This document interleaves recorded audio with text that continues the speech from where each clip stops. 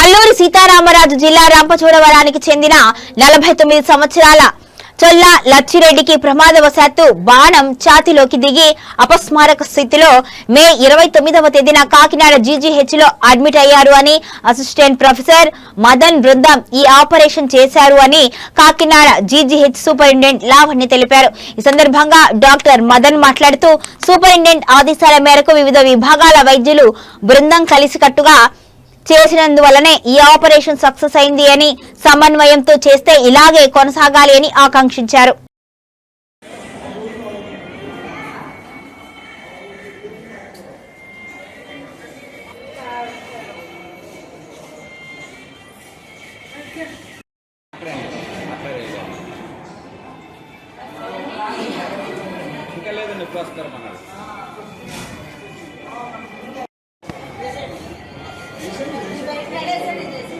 ఇలా చూడండి, ఇక్కడ చూడండి.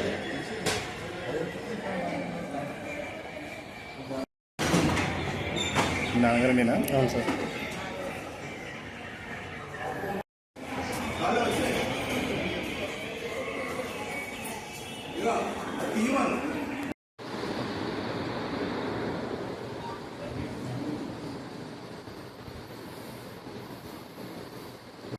కంగారైపోతాను మరి.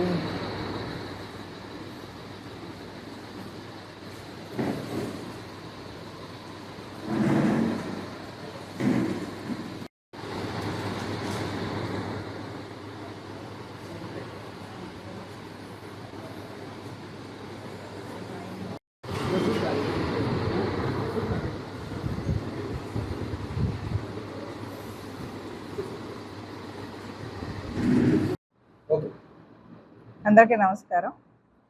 ఈవేళ ఒక పేషెంట్ని మేము కాకినాడ గవర్నమెంట్ జనరల్ ఆసుపత్రిలో ట్రీట్ చేసి, అంటే చాలా క్లిష్టమైన పరిస్థితుల్లో మన దగ్గరికి వచ్చిన పేషెంట్ని ట్రీట్ చేసి ఈవేళ అతను పూర్తిగా ఆరోగ్యవంతుడు అయిన తర్వాతనే డిశ్చార్జ్ చేయడం జరుగుతుంది. దాని వివరాలు వెల్లడించడానికని చెప్పి ఈ సమావేశం ఏర్పాటు చేయడం జరిగింది.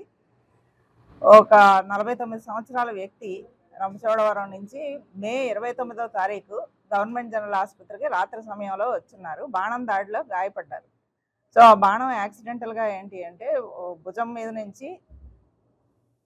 నుంచి ఊపిరితిత్తుల్లోంచి మన హార్ట్ అంటే గుండెకి ఉన్న పొర దగ్గర వరకు వచ్చి చొచ్చుకుని వచ్చి ఆగింది. గుండెలోకి వెళ్ళలేదు, కానీ ఊపిరితిత్తుల్లోంచి కొంత భాగం ఛిద్రం అయ్యి గుండెకున్న పొర దగ్గరకు వచ్చి ఆగింది. దానికి మన డాక్టర్లు ఆ పేషెంట్ వచ్చినప్పటికి కూడా ఆయన హైపోటెన్షన్లో ఉన్నారు. ఆయన్ని హైపోటెన్షన్ నుంచి బయటకు తీసుకొచ్చి ఆపరేషన్ చేసి అంతా అంటే బాణం అంతా కూడా రిమూవ్ చేసి ఇప్పుడు పూర్తి ఆరోగ్యంతో స్వస్థతతో ఇవాళ డిశ్చార్జ్ చేయడం జరుగుతోంది. దానికి సంబంధించిన వివరాలు ట్రీట్ చేసిన డాక్టర్ మదన్, అసోసియేట్ ప్రొఫెసర్ సిటివిఎస్, ఆయన వెల్లడిస్తారు. 29 మే రోజు రాత్రి 9 గంటల టైంకి మన కాకినాడ జీజీహెచ్ ఎమర్జెన్సీకి వచ్చారు. ఆయనకి యాక్సిడెంటల్గా ఒక బాణం ఆయన ఛాతీలోకి దిగిపోయింది, కుడివైపు భుజంలోంచి లోపల కంటే దిగిపోయిందని చెప్పి వచ్చారు మన దగ్గరికి ఎమర్జెన్సీగా.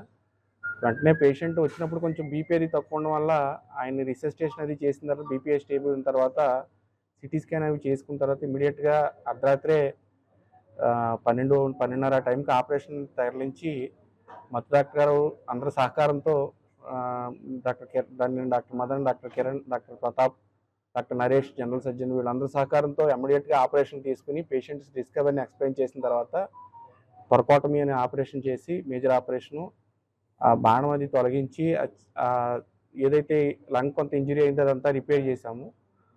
పెరికార్డియం వరకు వెళ్ళి ఆగింది అది. సో పోస్ట్ ఆపరేటివ్గా పేషెంట్కి అది రక్తం అది ఎక్కించి ఆర్ఐసీలో అది ట్రీట్మెంట్ చేసిన తర్వాత ఇప్పుడు పేషెంట్ డిశ్చార్జ్ రెడీగా ఉన్నాడు. ప్రాణాపాయ నుంచి బయటపడ్డాడు, ఇప్పుడు డిశ్చార్జ్ రెడీగా ఉన్నాడు. ఇంత ఇమ్మీడియట్గా రెస్పాన్స్ అయ్యి పేషెంట్కి ఇమ్మీడియట్గా ఓటీ అరేంజ్మెంట్ అంతా చూసి అదంతా జరిగింది. సూపరింటెండెంట్ మేడం గారి యొక్క ఇన్స్ట్రక్షన్స్తో అంతా చక్కగా జరిగినాయి. అందుకే పేషెంట్ ప్రాణాన్ని కాపాడగలిగాము. ఈ కోఆర్డినేషన్ ఇలాగే అంతా బాగుంటే ఇంకా బాగుండాలని కోరుకుంటున్నాను. అందరికీ కృతజ్ఞతలు తెలియజేస్తున్నాను. పేషెంట్ ప్రాణం ఆపరేషన్ దాదాపు 3-3.5 గంటలు పట్టిందండి. 2.5-3.5 గంటలు పట్టింది. పోస్ట్ ఆపరేటివ్గా అంతా ఐసీయూలో అది చూసుకోవాల్సింది. సిస్టర్లు అంతా కూడా బాగా కోఆపరేట్ చేశారు. సో ఈ పేషెంట్ కాపాడడంలో అందరూ కృషి చేసిన అందరికీ నేను పేరున కృతజ్ఞతలు చెప్తున్నాను. Thank you. కేసులు ఇట్లాంటివి చేసామంటే ఒకటి కత్తి దిగి వచ్చినాయి, గొడ్డలు దిగి వచ్చిన కేసులు, వీళ్ళు ఐరన్ రాడ్ దిగి వచ్చిన కేసులు, యాక్సిడెంట్లుగా వీళ్ళు బుల్లెట్లు నాటు తుపాకులు వాడుకుంటారు కదండి, అలాగే వచ్చి ఒకటి ఊపిరితిత్తులో దిగిపోయి ఒకటి కింద వెన్నెముకలో దిగిపోయిన కేసు అయితే మేము న్యూరో సర్జరీ వాడు కోఆర్డినేటెడ్గా బాబుని కాపాడి పంపించాం. ఇంకో పేషెంట్ బుల్లెట్ దిగిపోయిన వచ్చిన బాబుని బుల్లెట్ ఊపిరితిత్తులోంచి బయటికి తీసి కాపాడి పంపించాం. ఇక్కడ మన దగ్గర ట్రామా విషయంలో మాత్రము మంచి ట్రీట్మెంట్ అందించగలుగుతున్నాము. దాదాపుగా అడుగంటే దీన్ని చెప్పాలి అంటే ఈ మాత్రం ఉంటుంది, ఒక